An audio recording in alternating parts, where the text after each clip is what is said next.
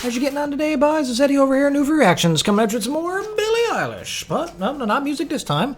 Now we're going back to do another interview. We did a lot of music lately, and we're going to get to some more interviews. Because I got to learn more about Billie, boys. You know as I do. Alright, so we got Billie Eilish and Finneas break down her hit song, Bad Guy. Why are we doing it? Because somebody by the name of Carol Jean Gardens recommended it, so we're going to check it out. It got the most thumbs up in my last interview video, so this is the one we're going to check out. Should be pretty cool, guys. So if you like Billie Eilish, be sure to mash the subscribe button, guys. Love to have you along for the journey as I learn about Billie, and I still got a lot of her songs to go through. I think I've only done like, 6 or 7 so far? Still a lot of big hits I haven't even got to and everything. So anyways, join the journey, boys. Come along with me. Anyways, this official video will be linked down below in the description if you want to check it out on your own, by all means. But if you're here to check it out with me, then I love you, and we're going to get into it. You guys ready? All right, let's do it. It's kind of like, so you're a tough guy. You got to tell everyone that you're... It starts with talking right away. Okay. So the idea is it's kind of like, so you're a tough guy. You got to tell everyone that you're tough. You're this and you're this and you're this and you're this. Okay, if you're going to be that, then I'm gonna be all types of fake too. So then, great, I'm the bad type. I'm the make your mama sad type, make your girlfriend mad type, might seduce your dad type, which I'm not that. But if you can be fake with everyone and try to prove that you are something that you're not, then I can do it too.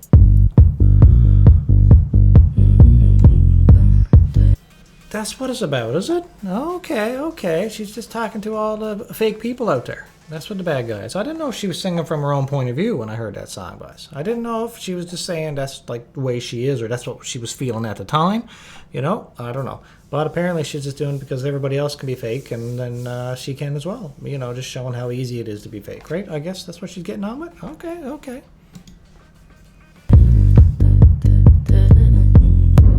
So this is what the song started as before we even made the song. This is something I produced in my little room and I just played it for Finneas, and Finneas was like, that's the coolest shit, because no girl has ever really been like, I'm the bad guy. I'm the bad guy. One of the things that gives things a lot of character is when people are sort of discovering things. So Billie had basically just gotten Logic and was just figuring it out for the first time and made this thing. And the funniest thing about this is that I had my studio in my bedroom in our parents' house, and Billie had her like studio set up in her bedroom in our parents' house. And she had her bass, her subwoofer, on a shelf. So she'd play stuff and the whole thing would like rattle chaotically. It was all clipping coming out, and that was what sounded cool about it. So when she bounced it out and you put, you know, overload protection on it. It didn't sound as It blown actually out, sounds it was like this. This is what she sent me. The issue is that you want to translate stuff to just like... It's pretty cool, boys. It's pretty cool a little how the inspiration for a song can come for something as simple as that, eh? Oh, frig sakes. I was going to comment, yeah, about... It's pretty cool that they were... Early on, they were working from home. Do they still do that? I think they still do a little bit, don't they? But either way, they had little studios in their own room, making their own music in their spare time. So cool, boys. Friggin' cool. Anyways, talking about sometimes inspiration for a song can come out of nowhere. Reminds me of one of my favorite bands back in the day, Rage Against the Machine. I don't know if any of you guys like Rage, but anyways. I heard a story, I don't know if it's true, but the bass player, right? He's like one of the fastest bass players in the world. So, and apparently he got good at it because he used to have one of those old school tape decks where you press record and then you play a song, he'd play a little riff or whatever he'd make up. And then when he'd press play, it was a defective tape recorder, and so it would play it back a little faster every time, right? And so then he would try to play it faster, hit record and play it faster, and then play it faster, and he kept trying to beat his own self because his recorder kept playing it back faster and faster, and that's how he came to become one of the fastest bass players in the world.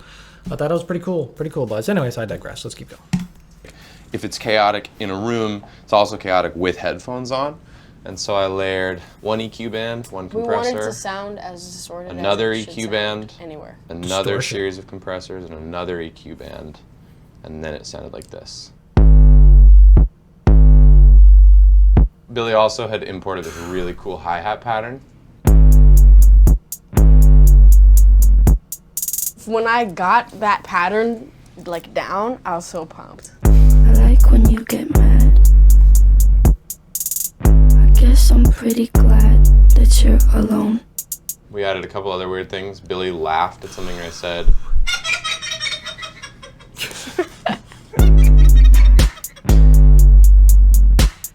We had that, and it kind of sat around for like almost a year. So The primary production of this song is really simple. The kick and the bass are 2 parts. And then the kick is 3 layers of kick. You know, the actual reason we left the humming in the beginning was because the way that the bass sounds, you could think it's in a different key.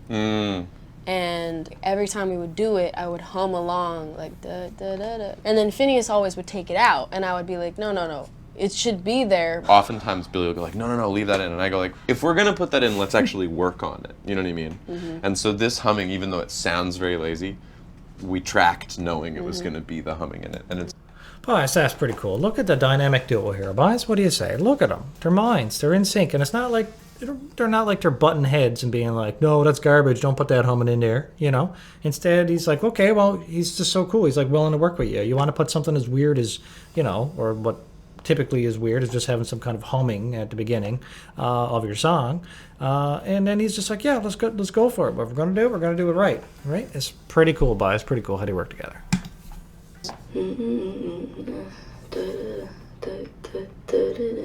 And then, just because it's funny to me, the start of the album was this Invisalign thing, and it's part of the session. It's all right in the intro of this song. My Invisalign has. I have taken out my Invisalign. Taken out my Invisalign, and this is the album. I don't get that part. And we boys. knew that this would be the first song on the album, and we initially just put it in the start of the song, and then Billie had the very smart idea of not having it be at the beginning of the song, so that I just felt like people didn't have to listen to that every time. no one would listen to it if that was at the beginning. White shirt, now red. All right, let's get to the potatoes and meat, which is the stacked harmonies. Do you want to talk about The frig, why was her nose bleeding, boys?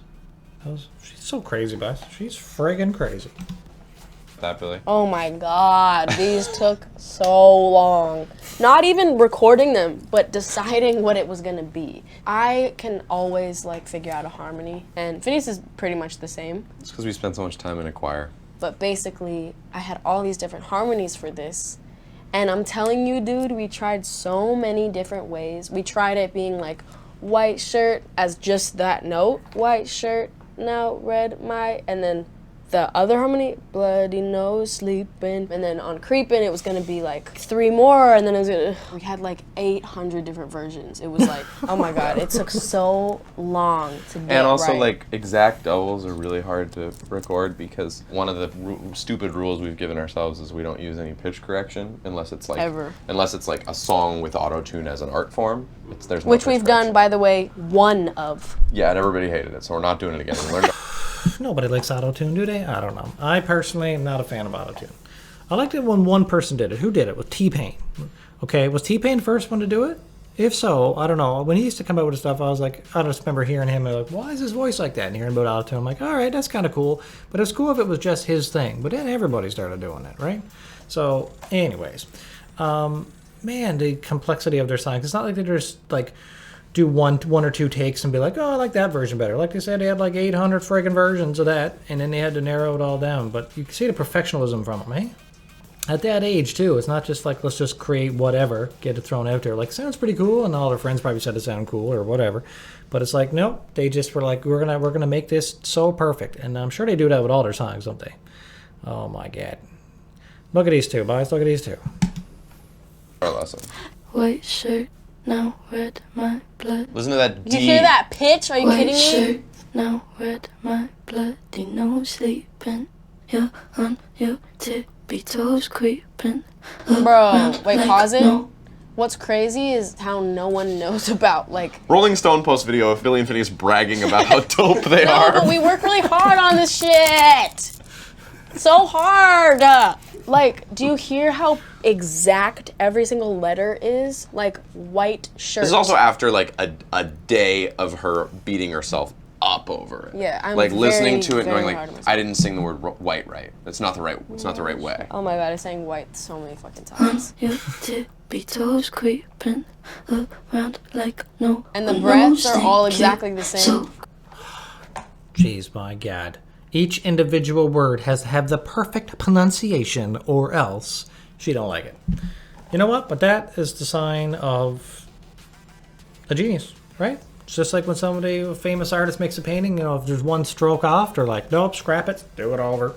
You know, one note, one pronunciation off, that's it, scrap it, do it over, retake. Frig's sakes, boys, frig's sakes. Criminal, what I want when I'm wanting to my soul, so cynical. So cool. You know what actually took a while? Which I'm actually so shocked and happy that people like it the way that it is, because the thing we were most worried about was the chorus and having it have no hook. We didn't think of, so you're a tough guy, like it. We did not think of that as the hook. Sounds like the pre. It's supposed to be the pre-chorus. And then I'm the bad guy, and then we just did this like da da ba da da da, and we were really worried that nobody was gonna. If you're going to pop song writing school, that's the point where you're like, yeah, and then you like go into a whole thing. Annoying loud. So the We could have done that. the but we synth that did everybody not. sings along to is. You know what it literally is? It's not at all the same melodies, but it's literally Plants vs. Zombies. And Wizards of And Waverly Wizards Place. of Waverly Place. Well, you know, everything's God. gonna be a breeze. At the end will no doubt justify the means. Yeah. Oh, okay, I don't know about that, but Plants vs. Zombies, man. I used to play the hell out of that game back in the day. And, yeah, it kind of got that vibe, don't it? Oh my God, blew my mind. All right. Yes, please. The other thing that I think is super, super fun and worth noting in this, we have been to Australia a couple times on tour, and in Australia... Oh, I love this part. I did this part. She did. My mom and I went for a walk in Sydney. We were like across the street from the hotel, and the crosswalk is this little, like, you press it and it's like, doop, doop, and I was like, that's hard. That's the sound that it makes when you have to wait. We called that file Grart. That's what it. Work? Oh my God, talk about getting inspiration from anywhere, boys. Come on. You press one of those things across the street, it makes a particular sound, you're like, oh, loves it. It's going in one of my songs that, 30 million people will listen to. Jeez. I was looking through my voice memos and I saw something that said Grart. I was like, what the fuck? Okay, so here's my voice memos. I just looked up Grart, February 5th, and this is what I recorded. And then I was not prepared for this part. That scared me. So the issue is, if you play that unaltered, it's not the right speed, so that unaltered would sound like this.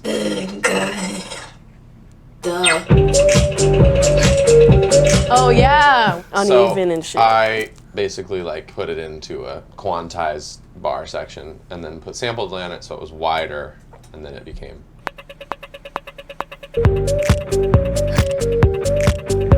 The hilarious. Oh my God, that program looks horribly confusing to use. Oh my God. But I guess, he's been using it his whole life, and he understands music, right? And fundamentals of music and all the word. Exactly, he can pinpoint what he wants and, what he wants, the pitch go up, the treble, the bass, whatever. Otherwise, I don't know. I don't know music at all. But I can tell that this guy right here, Mr. Finneas, is a friggin' genius. The hilarious part about all this is we just were in Australia in May, and my dad goes, "You heard these crosswalks?" And I was like, "Yeah, it's the chorus in Bad hi-hat Guy. of Bad Guy." He goes, "What?" I was like, "Yeah, never mind, man." I'm only good at being bad. Phineas always makes me do these like Descant. ending of the song descant part, and it's the most annoying shit ever. And it then- always ends up being good, but it's really annoying. Like I'm like, we're done. I did all the vocals. Yes. I'm And like, then wait a he's minute, like, do this entirely do different this. thing. Can you take this one and like, oh. Look at the impression that she does. Oh my God, what are you doing, Billy? Who'd you eat now? Oh my God. Anyway, she's crazy.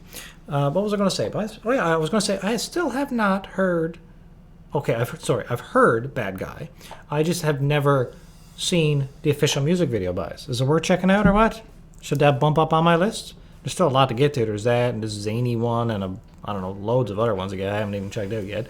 But anyways, I don't know. Maybe I should just jump to Bad Guy even though I've already heard the song. Maybe I should check out the video. What do you think? Maybe I should. Bad guy. duh. People are gonna Here's the duh. want to hear that duh is like this is why I did it and this is what it means. Fucking, I just thought it was fucking Duh. You wanna know how many takes of duh you did? 34. Duh. Duh. Blech, it sounded like shit. That was horrible. Duh. Ooh, that's How do I even do it? That's hot. I like that one part. Duh. Duh. Duh. Keep them coming. It's like the song is so not like it should not be taken seriously. So I had to add a little stupiosity. Yeah, you. Stupiosity. Stupiosity. There's literally a video that I found. We had just made this beat. I think we had white shirt, red my bloody nose, sleeping, and that was kind of it. And my mom comes in filming, and me and Finneas were like, "Oh, why are you filming?" And she comes in, and Finneas goes, "Think you're in-all." He literally goes in-all, basically. So then I guess halfway through, he kind of realized he was trying to say like criminal or animal or something. And I went, "Oh, what if it's think you're so criminal, like you're talking to someone, like the whole song is talking to someone that thinks they're this big tough guy." Like, and then I basically was like, "Oh, Finneas, here's an idea that I swear to God, I thought he was gonna say no to." I say no to everything. I go, "You know that song I made that was like, I'm a bad guy? What if we made this song that song? Like, what if we just turned this into that song?" And the whole song was about like, I'm the bad guy. Because I had been inspired by this song called Never by Jid and a song called Stuck in the Mud by Isaiah Rashad that kind of stop for like 5 seconds in the middle and then start this kind of new song that's like shorter, and I thought it was so interesting. Yeah, the song was like one of the most fun songs to make ever. And Fun songs. Oh my god. Well, I guess they're saying now it's fun, but it seemed like they were pretty stressed at the time doing 800 friggin' takes of it. But anyways, it was worth it in the end because that song killed it. Killed it. I love that song, and I've heard it a few times now, but I still haven't seen the video. These songs suck to make. I like our music. I really do, and we work so hard on it. We work really hard on this shit, and sometimes it's the most miserable shit ever. Remember I had a thing, I was like, let's finish the album by the time I get my Invisalign off. Remember that? Well, we did this, like, at that, we're like, this album will be done in 2.5 weeks. Yeah, it took so long. It took us like a year and a half. It took so long.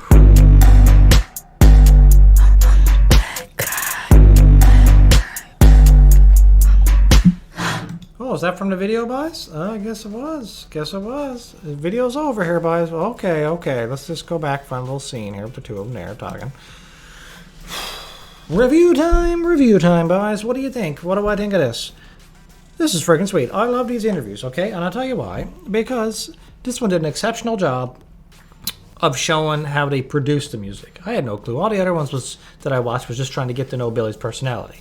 But this, you got to see more of their awesome relationship between brother and sister, right? And then how Finneas does his magic on the keyboard and with all the sounds and all that kind of stuff, and the way their input bounces back and forth and they feed off each other and where they get inspiration from and frig sakes, all of that stuff.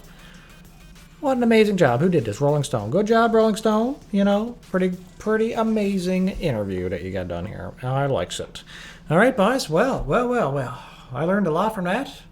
And the more I watches, the more that I find that these two are friggin' awesome. I eventually got to get to some Finneas music. I haven't heard anything from Finneas yet. But apparently he's a talented musician, puts out some of his own music. So I don't know. But either way, I got a lot of more Billie to get to too. So comment down below. Let me know what Billie I should check out next. And if you already see it there, hit the thumbs up on it. Whichever one gets the most thumbs up, then that's what I'm going to be doing. You know how it works. If you like this video, be sure to hit the like button, boys, because I know I liked it. And if you liked it, hit the like button, please. That'd be awesome. And be sure, like I said at the beginning, mash the subscribe, boys. Mash the subscribe. I want you on the team. I want you to join my Newfie Nation, if that's a thing. I don't even know what it's a thing. Should I call it that, or does that sound too corny? I don't know. Whatever, boys. You know what I'm talking about. You got to join along with me as I checks out all this for the first time, because I'd love to have you.